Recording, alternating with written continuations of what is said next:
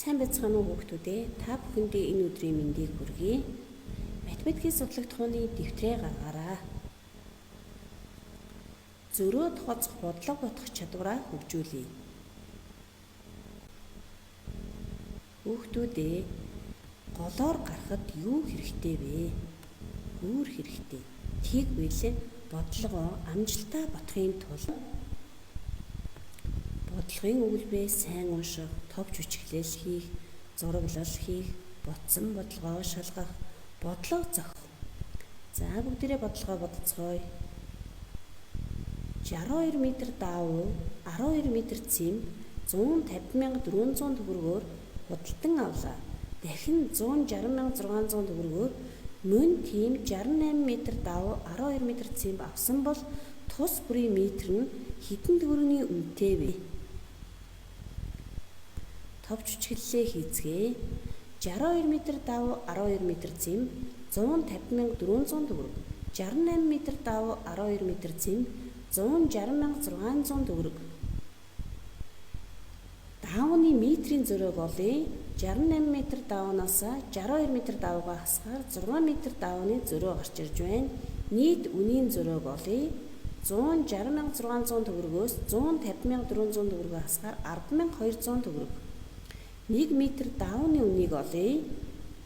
1 м даавуу 1700 төгрөгийн үнэтэй юм бол 62 м даавуу ямар үнэтэй вэ? 105,400 төгрөгийн үнэтэй.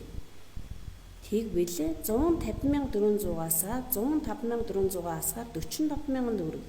Энэ бол нийт цэмбний үнэ. 1 м цэмб 3,750 төгрөгийн үнэтэй байх нэ. За бодлого номер 2. За энэ бодлогыг бие даан бодороо. Чингүн 125 өхөр 78 мөр тэжээхэд өдөрт 2592 кг өвс хэрэглэнэ. Мөн 109 өхөр 78 мөр тэжээхэд 2400 кг өвс хэрэглэдэг бол өхөр ба морь өдөрт хэдэн кг өвс идвэ? За энэ бодлогоо бодороо. Ботсон бодлогоо шалгаарай. 125 өхөр 78 мөр 2592 кг өвс иддэг бол 109 өхөр 78 мөр 2400 кг өвс идэнэ. За эндээс өхөрнийхээ зөрүүг олно. 16 өхөрний зөрүү гарч ирж байна. Нийт өвснийхээ зөрүүг олно.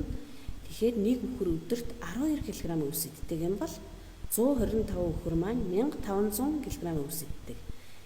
Нийт 2592 кг өвснөөс 1500 кг өхрийн идсэн өвсийг хасахаар 1092 кг бол 78 мөрний идэх өвс. Тэгэхээр нэг морь өдөрт 14 кг өвс иддэг байх нэ. Одоо арай гүнзгийрүүлэн авч үзье. Одоо дээрх бодлого шиг боловч хоёр хэмжигдэхүүний аль нэг нь ижил тоогоор илэрхийлэгдсэн нь бодлогын нөхцөлд ил тод биш. Энэ төрлийн бодлого дээр хэрхэн эргэцүүлэн ботхыг дараах бодлогоноос харна. Нэгэн удаа 2 кг чихэр 3 кг будаа авч 2590 төгрөг төлөв. Дараагийн удаа 6 кг чихэр 2 кг будаа авч 4620 төгрөг төлсөн бол 1 кг чихэр 1 кг будаа ямар үнэтэй бэ? Ийм бодлого нь өгсөн зүйлийг тэгштгэх арга гэрглэж ботох бодлоо.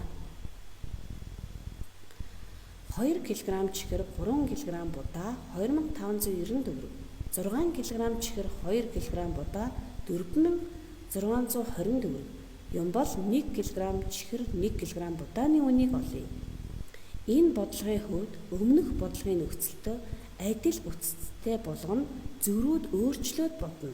Тухайлбал 2 удаагийн худалдан авалтаар авсан чихэр будаа хоёрын аль нэгийг нь ижил тоотой болговол бодлогын дээрх бодлогын ижил аргаар ботох боломжтой юм. 2 кг чихэр 3 кг будаа 2590 төгрөг. 6 кг чихэр 2 кг будаа 4620 төгрөг гэдгээс харахад чихрийнхаа будаа чихэр хоёрынхаа аль нэгийнх нь үнийг тэнцвүүлэх учраас Эхний 2 кг чихрээ 6 кг чихэр болгохын тулд 3 дахин эсгэж өгнө. 2 кг чихрээ 3 дахин эсгэхээр 6 кг чихэр, 3 кг будаага 3 дахин эсгэхээр 9 кг будаа, 2590 төгрөгөө 3 дахин эсгэхээр 7770 төгрөг болно. 6 кг чихэр 2 кг будаага хിവэрэн бичээд эндээс 1 кг будаа 1 кг чихэрний үнийг бодохын тулд яг өмнө бодлоготойгоо адилхан аргаар бодох болно. За эндээс зөрүүгөө олно. 7 кг будааны зөрүү гарч ирж байна. 3150 төгрөгийн зөрүү гарч ирж байна. Тэгэхээр 1 кг будааны үн 450 төгрөг юм бол 3 кг будаа 1350 төгрөг. Нийт үнээсээ будааныхаа үнийг хасгаад 1240 бол 2 кг чихрийн үн гарч ирж байна. 2 кг чихрийн үнийг 2-той багахаар 1 кг чихрийн үн гарч ирж байгаа. Дараах бодлогыг бие даан бодороо. Нэгийг харьцах нь 5 талтай тэгш өнцгтөөр талбайн хэмжээ тэнцүү байх квадратыг үүсгээрэй. Зураад, хайчлаад үүсгээрэй багштай. Анхаарал тавьсанд баярлалаа.